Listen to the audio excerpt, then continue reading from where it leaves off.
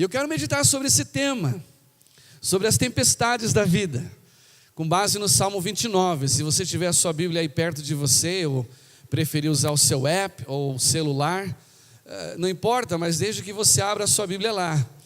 E eu fiquei assim embasbacado, porque lá nós temos um fenômeno chamado white out. Em vez de ser blackout, é white out. É quando tudo fica branco. Essa foto foi tirada este ano de lá, não é? É algo assim, é bonito, mas é um pouco assustador. Aliás, as tempestades têm essa característica, não é? Elas são assustadoras, elas atraem a nossa atenção, elas mexem com a gente a nível emocional, a nível espiritual, a nível racional. Toda tempestade mexe com a gente. Eu não estou falando só de tempestades como essa, de snowstorm, ou as tempestades de vento que agora tem assolado Londrina, Marília e por aí vai, mas me refiro também às tempestades espirituais, as tempestades na família, as tempestades no casamento, as tempestades na vida financeira, as tempestades dentro da igreja, as tempestades com o filho, com o pai, elas mexem com a gente. E a questão que eu queria entender com você, com base no Salmo 29, quais são os conselhos de Deus para nós, quando lidamos com tempestade? O que é que Deus intenta fazer quando permite que as tempestades alcancem o nosso casamento?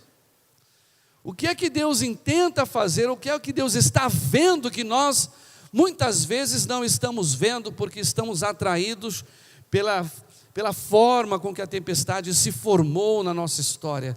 O que é que Deus tem para nós? Esse Salmo 29 é um salmo interessante. Nós compartilhamos pela manhã o Salmo 23 e agora temos a oportunidade de compartilhar o Salmo 29.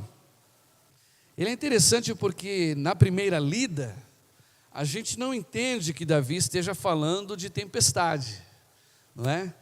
Mas de uma forma poética, de uma forma de prosa, Davi, o autor do Salmo, ele está vendo uma tempestade que vem lá do Mediterrâneo. Ele está vendo essa tempestade lá, talvez da janela do seu palácio, e vendo a tempestade lá de longe se formando, chegando até o deserto de Cádiz. E ele descreve os efeitos dessa tempestade, e ele começa então a glorificar a Deus pelo poder de Deus, pela tempestade, e nos convoca a tomarmos algumas posturas, corrigirmos algumas posturas, quando enfrentamos tempestades. Eu sei que cada um de nós aqui, a gente é bem escolado quando se fala de tempestade.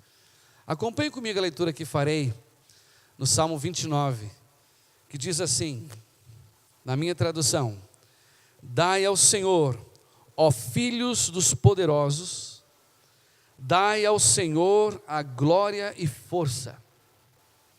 Dai ao Senhor a glória devida ao seu nome. Adorai o Senhor na beleza da sua santidade. A voz do Senhor ouve-se sobre as águas. O Deus da glória troveja. O Senhor está sobre as muitas águas. A voz do Senhor é poderosa. A voz do Senhor, ela é cheia de majestade. A voz do Senhor, ela quebra os cedros. Sim, o Senhor quebra os cedros do Líbano. Ele os faz saltar como um bezerro ao Líbano e Sirion, como novos unicórnios. A voz do Senhor, ela separa as labaredas de fogo. A voz do Senhor faz tremer o deserto. O Senhor faz tremer o deserto de Cádiz. A voz do Senhor faz parir as cervas ou as corças e desnuda as brenhas. Algumas traduções trazem palavras diferentes nesse versículo 9. E no seu templo cada um diz glória. O Senhor se assentou sobre o dilúvio. O Senhor se assenta como rei perpetuamente. O Senhor dará força ao seu povo. O Senhor abençoará o seu povo com paz. Deus e as tempestades. Feche os seus olhos, vamos orar mais uma vez. Amado Deus, Queremos agradecer, meu Pai, pelo privilégio que temos de estarmos aqui juntos para adorar e glorificar o Teu nome. Já temos sido alimentados pela Tua presença. Obrigado, Pai, obrigado pelos louvores, obrigado pelos nossos irmãos e amigos aqui presentes. Obrigado pela Tua palavra lida, poderosa, palavra viva e eficaz. E nesse momento voltamos a nossa atenção à Tua palavra. Que o Senhor fale conosco pela Tua palavra. O Teu Espírito ministre a Tua palavra aos nossos corações. Dá-nos o privilégio de ver as circunstâncias da nossa vida como o Senhor as vê. Dá-nos o privilégio de tomar as atitudes, a postura que o Senhor deseja que tomemos quando enfrentamos as tempestades. Dá-nos o privilégio de ver onde o Senhor está, como Davi viu, quando passamos pelas tempestades. Pai, ministra a Tua palavra ao nosso coração no poder do Teu Espírito. É no nome de Jesus que nós oramos, Pai. Amém, Jesus, e amém. Amado Deus, amados irmãos, se você puder manter sua Bíblia aberta, será muito interessante. Dá um clique para a gente aí, Gabriel. Eu quero primeiro falar sobre a realidade de qualquer tempestade. Não é? Mais um clique, varão. A primeira característica que vejo das tempestades é que toda tempestade, ela é devastadora. Nós não estamos falando aqui de uma chuvinha, não é? Nós não estamos falando aqui de um céu que ficou fechado. Nós estamos falando de tempestade. Davi descreve aqui no Salmo 29 o que é a devastação que essa tempestade está causando. Lá do seu palácio, Davi está observando a tempestade e vai narrando o que essa tempestade faz. E a forma com que ele descreve, de uma forma poética, ele relata para nós que toda tempestade é devastadora. Toda tempestade. E Davi observa isso. E essa é uma característica que a gente precisa guardar no coração. Porque as tempestades da nossa vida muitas vezes vêm para quebrar com o relacionamento familiar, para quebrar com o relacionamento conjugal, para muitas vezes matar a nossa fé. Toda tempestade, ela é devastadora. Mais um clique, Gabriel. Além de ser devastadora, toda tempestade, ela é incontrolável. Nós não temos como controlar as tempestades como que se fosse um controle remoto. A gente não tem como escolher.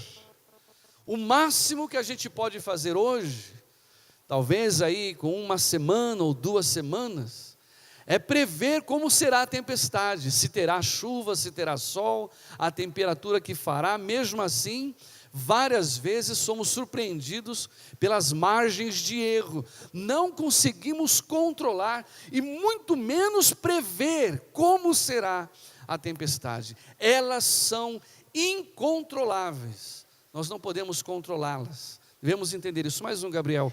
Uma outra característica das tempestades: elas são inevitáveis. Se nós pudéssemos evitar que os nossos filhos passassem pelas tempestades, seria muito importante, muito interessante para nós, mas isso é inevitável. Os nossos filhos passam por tempestades, o nosso pai passa por tempestade, os filhos e o casamento passa pela tempestade, a igreja passa pela tempestade, o país passa por tempestade. Elas são inevitáveis.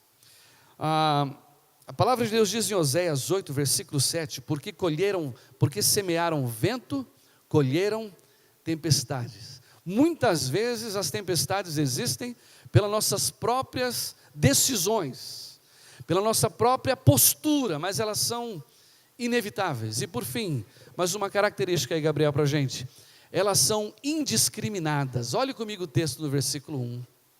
Na tradução que eu li, diz assim: dai ao Senhor, ó Filho dos poderosos, dai ao Senhor glória e força. Na tradução que eu li, Almeida Revista e Corrigida, ela traz esta expressão, filhos dos poderosos. Algumas traduções, mesmo em inglês, elas se referem a anjos celestes, não é? Aos anjos, às criaturas celestes. Mas a melhor tradução, vindo do original, ela se refere a homens. Essa expressão, filhos dos poderosos, pode muito bem ser aplicada a homens. As tempestades são indiscriminadas. Davi, um rei, estava no palácio, e mesmo do palácio, ele haveria de enfrentar uma tempestade. A tempestade não escolhe rico ou pobre, pode ser o rico, como ele descreve aqui, que mora no Líbano, ou o pobre, como ele descreve aqui, que mora no deserto de Cádiz. A tempestade não escolhe sexo, se é homem ou mulher. A tempestade não escolhe a quantidade de dinheiro que você ou eu temos no banco. As tempestades não escolhem, ou elas não discriminam-nos pela fé. Se a pessoa é evangélica ou ela não é evangélica, se ela é desta igreja ou de outra igreja, se ela crê em Deus ou se ela não crê em Deus, a tempestade, todas elas são indiscriminadas. Não importa o tempo de vida cristã, não importa se tem ou não tem vida cristã, todos hemos de passar pelas tempestades, elas são indiscriminadas. Você vai lembrar comigo do que Jesus disse em João 16:33, quando Jesus disse assim: no mundo tereis tribulações. No mundo teremos tempestades, mas Jesus diz: tende bom ânimo, eu venci o mundo. A primeira verdade que eu gostaria de compartilhar com os amados aqui, com base nesse texto em Salmo 29, é que as tempestades, elas são reais. Toda tempestade é devastadora, toda tempestade é incontrolável, ela é inevitável e indiscriminada. É o que Davi está mostrando para nós aqui neste salmo. Mas não somente isso, dá mais um clique para a gente aí, varão. O versículo 3 do Salmo 29 diz assim, na parte final: o Senhor está sobre as muitas águas. É o que diz o versículo 3. Se a gente terminasse a mensagem de hoje apenas dizendo a realidade da devastação, do fato de ser incontrolável, do fato de ser indiscriminado, das tempestades, estaríamos perdidos, porque passamos por isso constantemente. Talvez você está enfrentando isso agora. Mas a verdade que Davi continua dizendo é que o Senhor está nas tempestades. O versículo diz que Ele está sobre as muitas águas. Versículo 3. A visão que Davi tem como filho de Deus, ainda que as tempestades são indiscriminadas, é que Deus está sobre as muitas águas. Deus está nas tempestades. Há uma promessa de Deus para os seus filhos, em Isaías 43, versículos 1 e 2. Ele diz assim: quando passares pelo fogo, o fogo não te consumirá. Quando passares pelas águas, eu estarei contigo. Mesmo pelos rios, eles não te submergirão. Isaías 43, versículos 1 e 2. Você vai lembrar comigo do que aconteceu com Jonas, na sua desobediência. Ao invés de seguir a orientação de Deus, ele preferiu um outro caminho, e por causa disso, uma tempestade lhe sobreveio. Mas mesmo dentro da barriga do grande peixe, ele ali orou e Deus ouviu a sua oração. Deus jamais nos abandona no meio da tempestade. Hoje pela manhã compartilhamos o Salmo 23. É tão interessante como o salmista fala do que Deus faz como um pastor. Quando a gente decide fazer de Deus o nosso pastor e decidimos ser sua ovelha.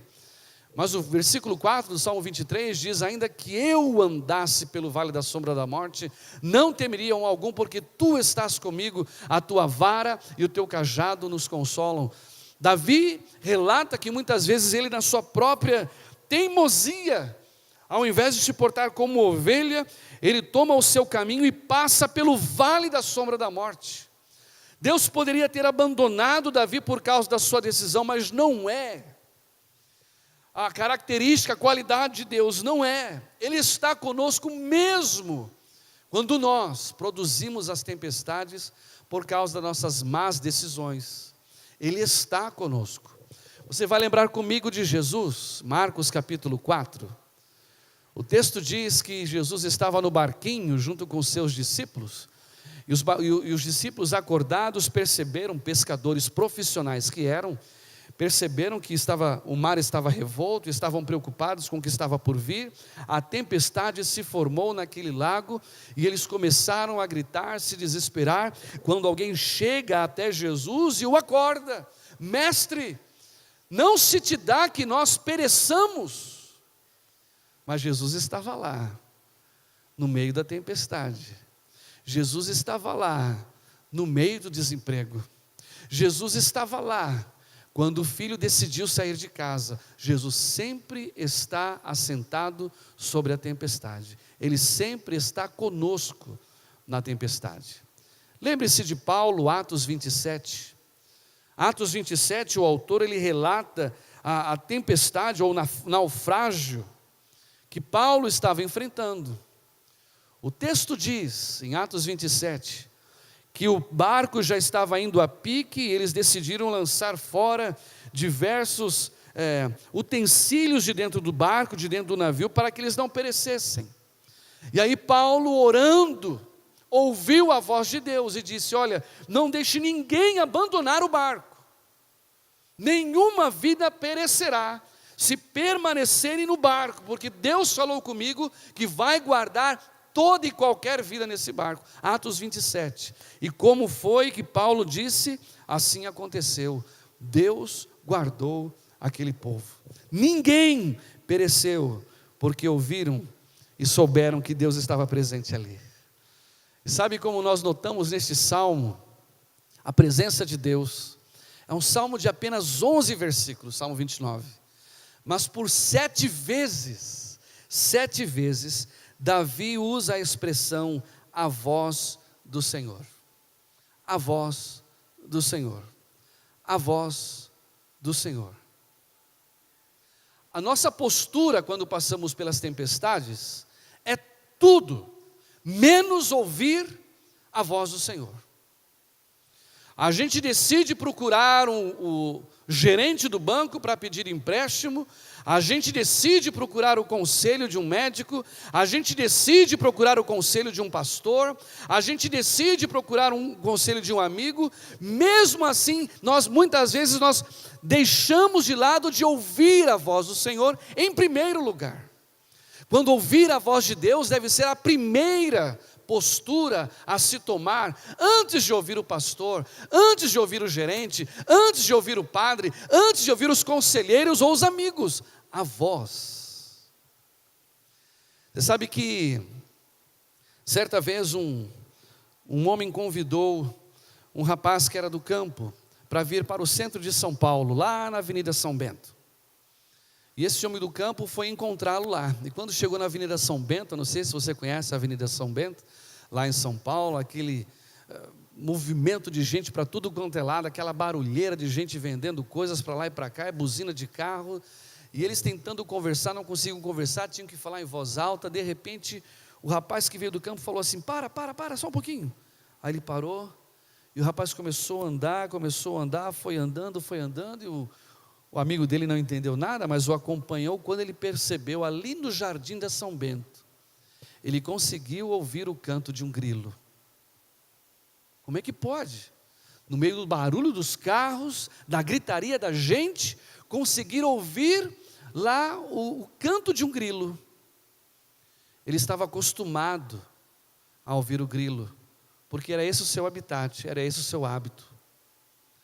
Quando a gente tem o hábito de falar com Deus, quando a gente tem o hábito de parar tudo para ouvir Deus, mesmo no meio das tempestades, a gente pode declarar o que Davi disse aqui: a voz do Senhor. Deus está nas tempestades. A grande questão não é se Deus fala ou não fala, é o quanto eu e você conseguimos ouvir a sua voz, a voz do Senhor. Mas uma verdade, além dessa verdade de que Deus está sobre as tempestades, dá um clique para a gente, Gabriel. É o fato também que Deus está no controle de toda e qualquer tempestade. Olhe comigo o versículo 3, o próprio versículo 3.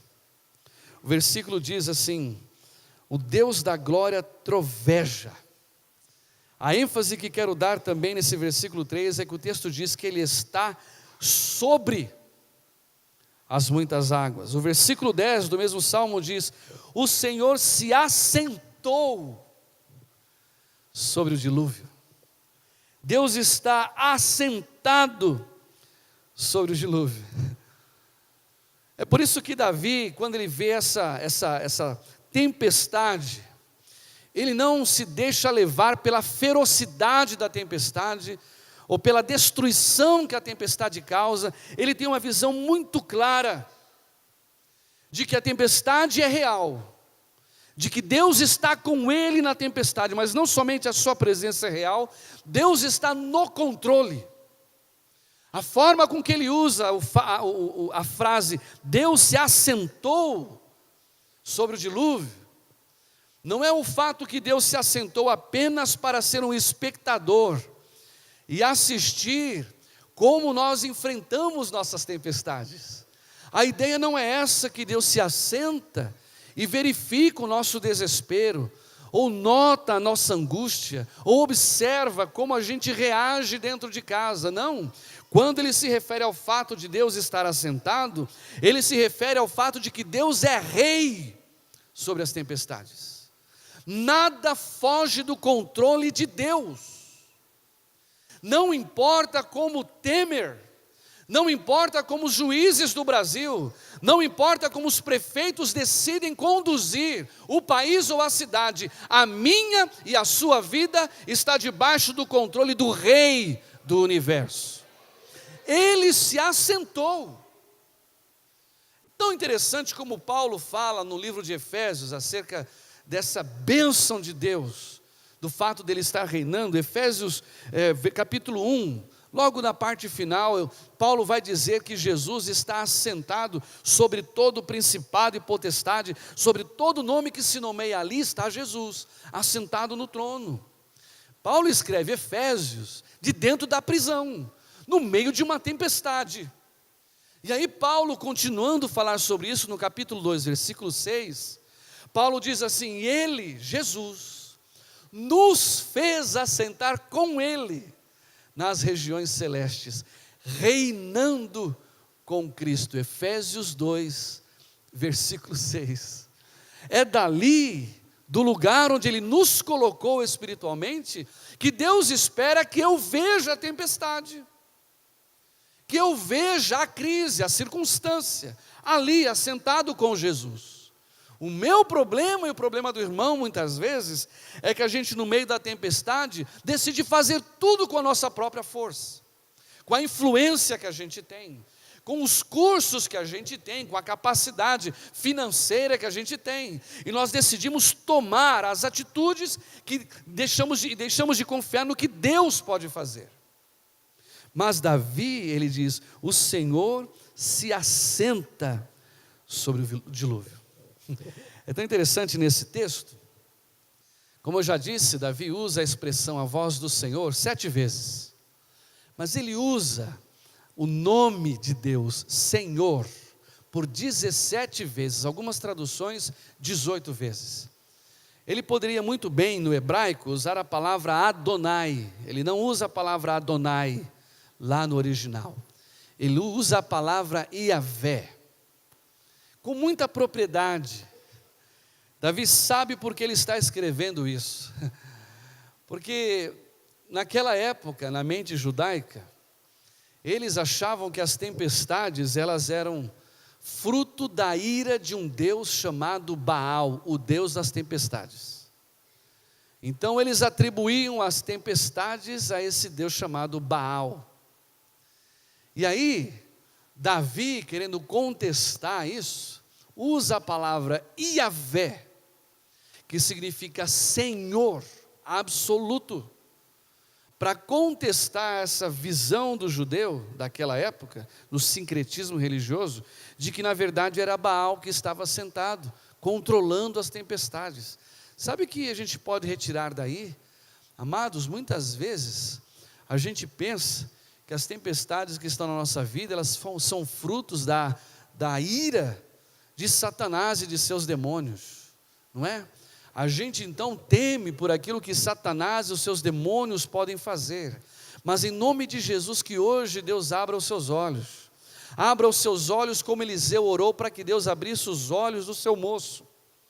Eliseu pediu para que Deus abrisse os olhos do seu moço. E quando o seu moço olhou, viu que a cidade estava cercada, estavam no meio de uma tempestade, de uma tribulação. E Deus abriu os seus olhos, ele viu um exército de anjos atrás desse exército contra a vida deles. Ele pôde ver.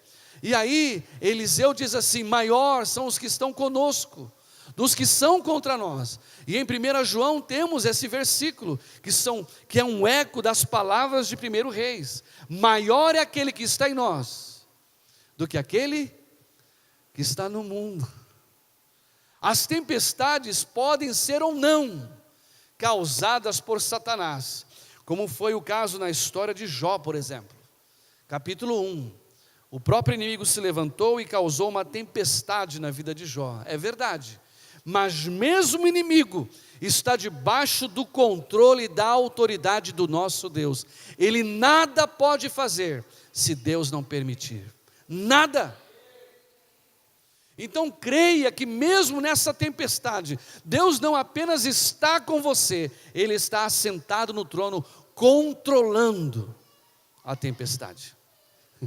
Admiro o profeta Jeremias, capítulo 29, versículos 9 e 10.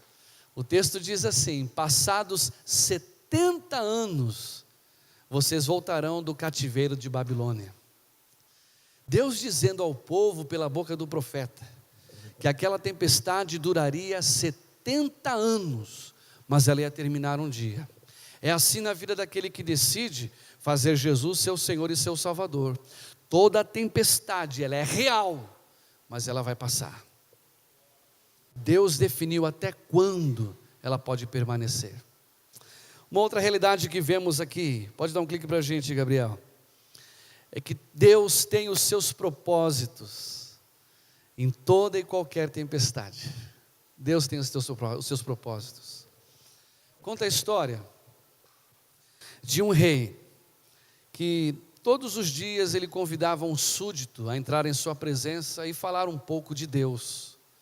E o súdito entrava na presença do rei, e a palavra que o súdito trazia era sempre essa: olha, Deus é bom, Deus é bom, Ele é bom o tempo todo Deus é bom. E ele falava da bondade de Deus para aquele rei. Certo dia, o rei decidiu ir caçar com outros dos seus súditos, e nessa caça que ele fez, ele lá arrumando as suas flechas, arrumando as suas lanças, aconteceu um acidente e ele perdeu um dos dedos da sua mão, do seu dedinho. Eu vou trocar para não ficar parecido com Lula. Perdeu esse. E aí perdeu um dos seus dedos. Cuidou, fez o curativo, e aí ele chamou o súdito de novo para entrar na sua presença. E aí falou assim: quero que você fale sobre Deus. E ele falou: olha, Deus é bom, Ele é bom o tempo todo. E aí o rei ficou irado: como Deus é bom? Você viu o que aconteceu comigo? Eu perdi o meu dedo. Que Deus bom nada. Se Ele é bom, por que permitiu isso acontecer comigo? Eu quero agora que vocês prendam este homem. E aí todos decidiram prender, e foi preso aquele súdito, porque disse que Deus era bom. Passado um tempo, o rei decidiu de novo ir às suas caçadas que sempre fazia. E aí foi junto com os seus soldados, e chegando ali foi surpreendido por uma tribo de canibais. Os canibais então prenderam o rei e todo o seu exército, e ali começaram a fazer o churrasco, não é? E foi indo foi selecionando tal. Quando era a vez do rei ser sacrificado, aquele que era o chefe da tribo canibal olhou e viu que o rei não era um homem perfeito. Ele não tinha todos os dedos da mão.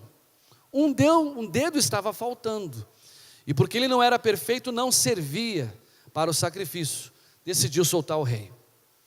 O rei então conseguiu voltar para o seu condado, e ao chegar lá fora recebido pelo seu reino, e se assentou, cuidou-se novamente, e Deus decidiu chamar o súdito que estava preso.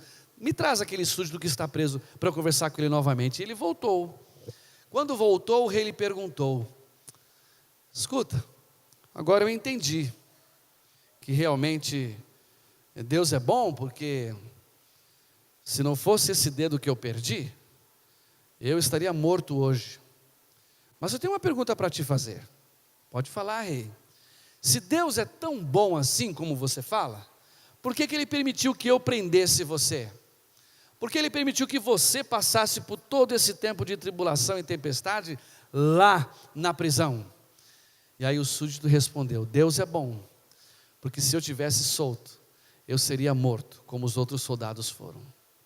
Nós não entendemos os propósitos de Deus. Mesmo na perda, Deus tem os seus propósitos. Mesmo quando a situação parece ser pior do que já estava, ainda ali, Deus está descrevendo e escrevendo a sua história.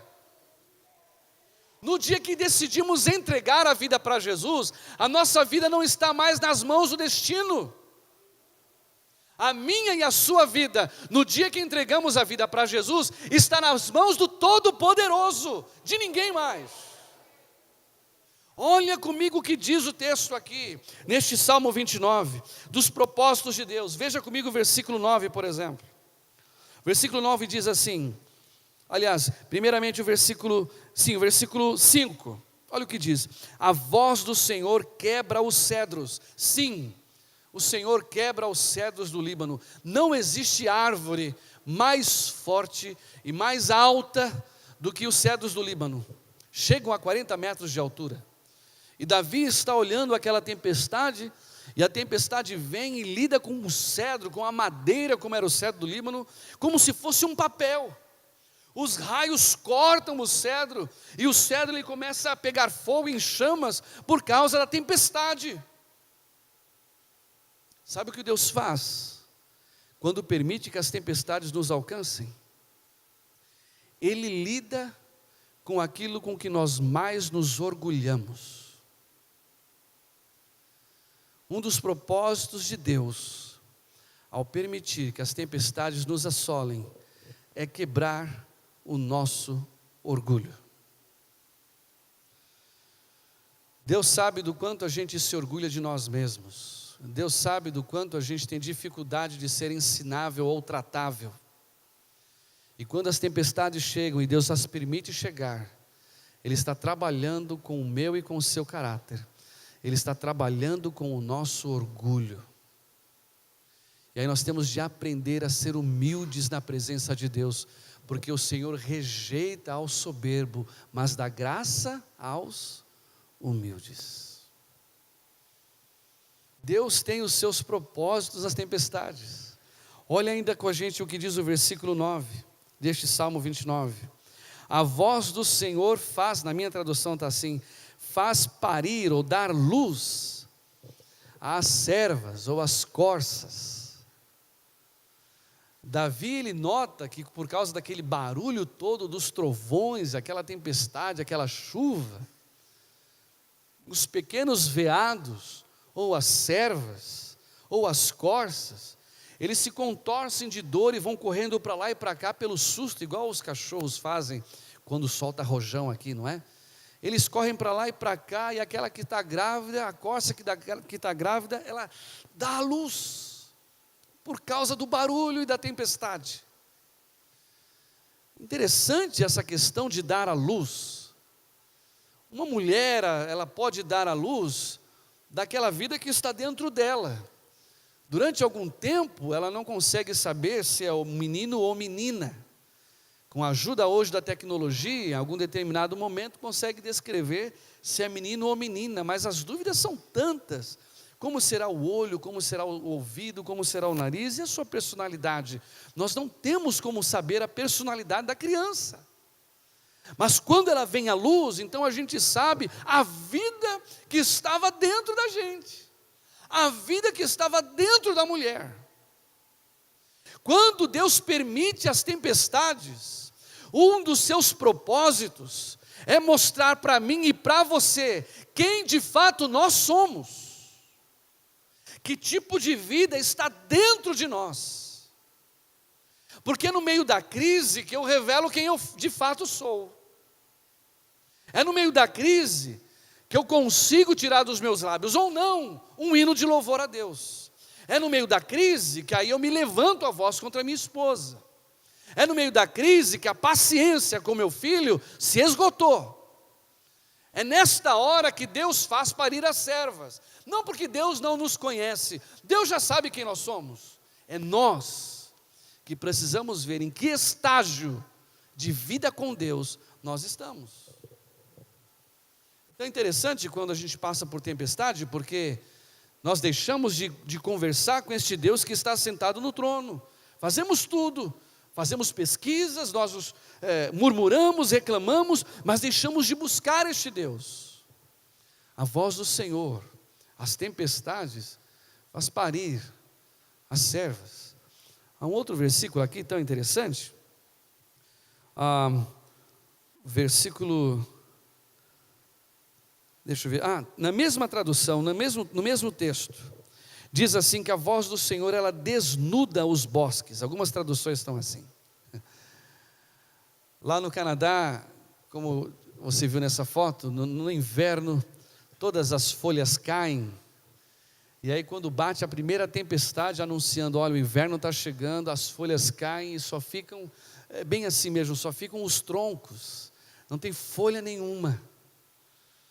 É na tempestade que Deus mostra que tipo de fruto a gente tem ou não tem.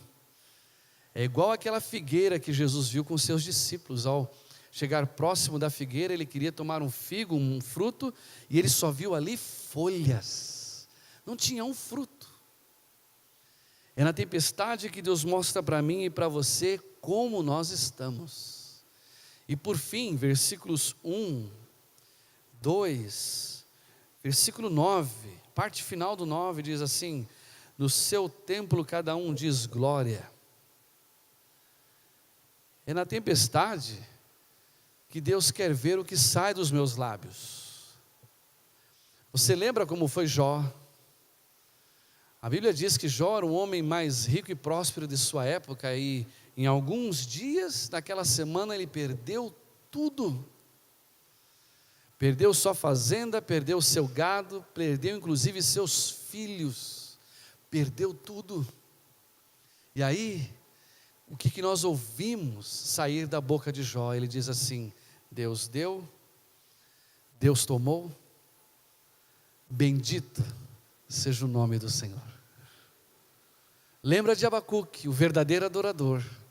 Abacuque diz assim, Abacuque 3: ainda que a figueira não floresça, e não haja vacas no curral, ainda que o produto da oliveira minta, todavia eu me alegrarei no Deus da minha salvação, e exultarei no seu nome. São esses brados de glória, de aleluia, que Deus espera eu falar, que Deus espera você falar, quando estamos passando pelas tempestades.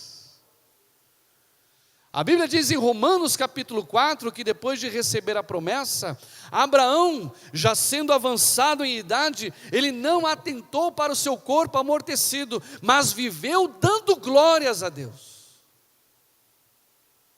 No meio da tempestade, o propósito de Deus é ver como eu e você lidamos com nossas palavras.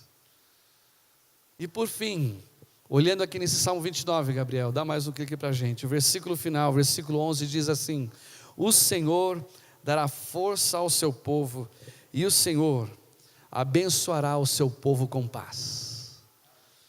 Amados, onde é que está o Vesúvio? Onde é que está o Katrina? Onde é que está o tsunami?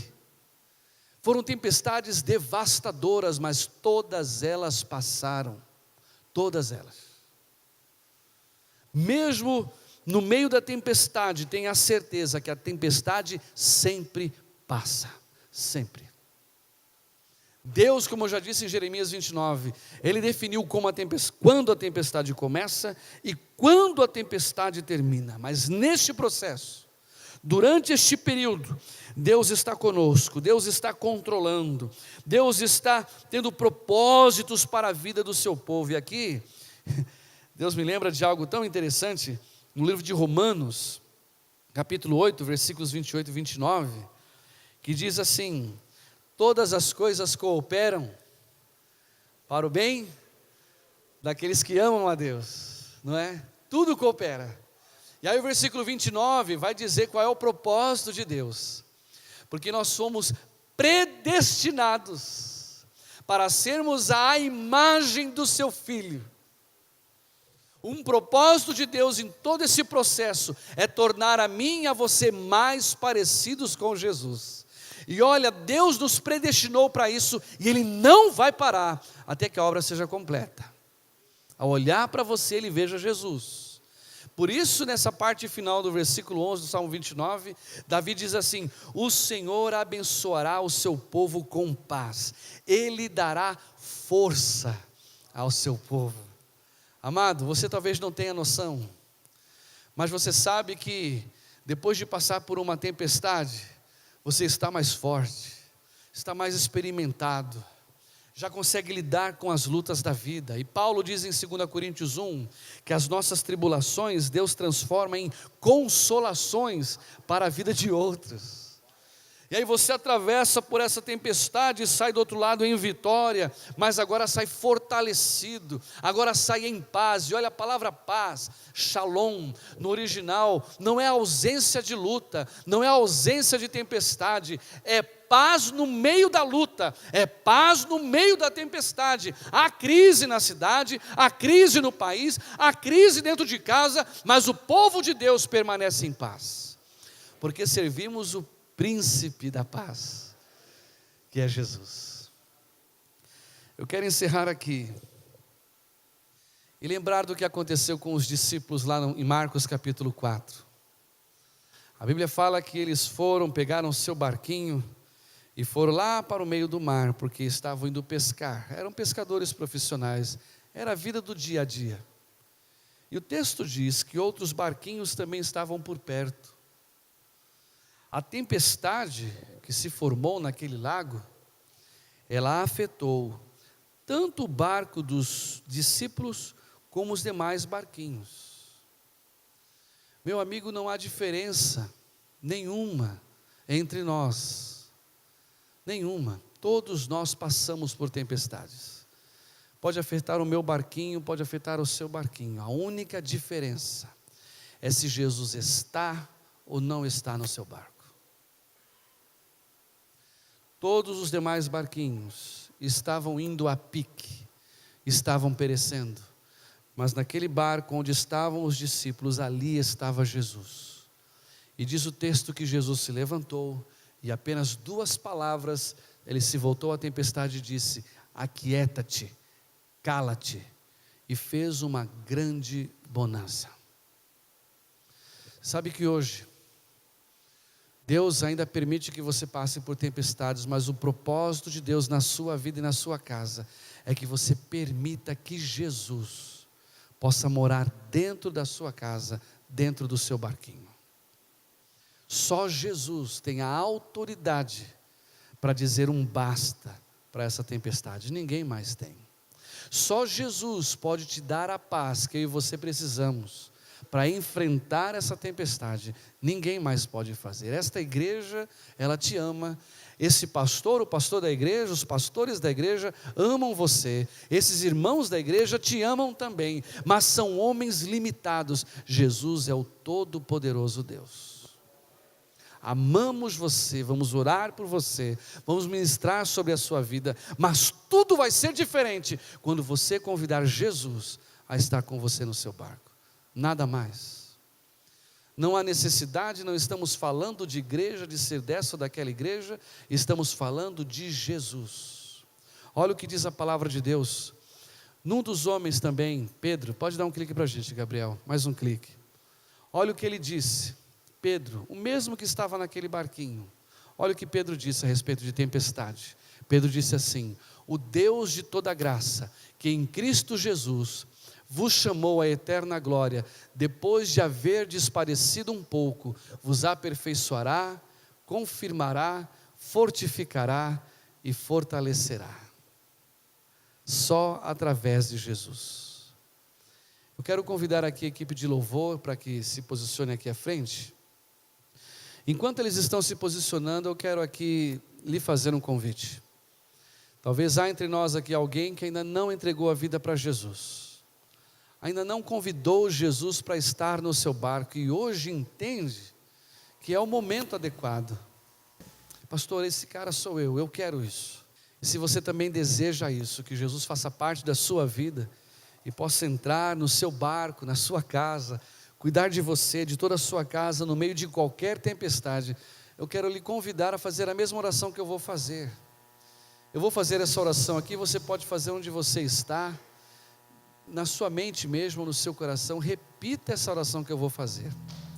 Vamos fechar todos os olhos, abaixar a nossa cabeça, e se é seu desejo, convidar Jesus para entrar no seu barco, eu quero pedir que o Senhor faça essa oração no teu coração e diga assim: Senhor Deus, muito obrigado, porque eu sei que no meio das tempestades, o Senhor não me abandona, o Senhor sempre está comigo, mas eu também sei que o Senhor deseja fazer mais, e o Senhor só pode fazer através de Jesus.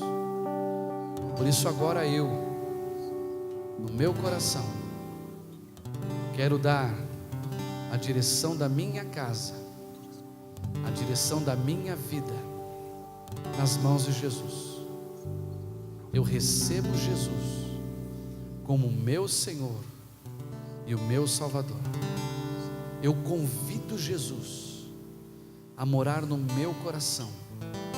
Eu convido Jesus a morar na minha casa e cuidar da minha família. Perdoa os meus pecados e me recebe como teu filho.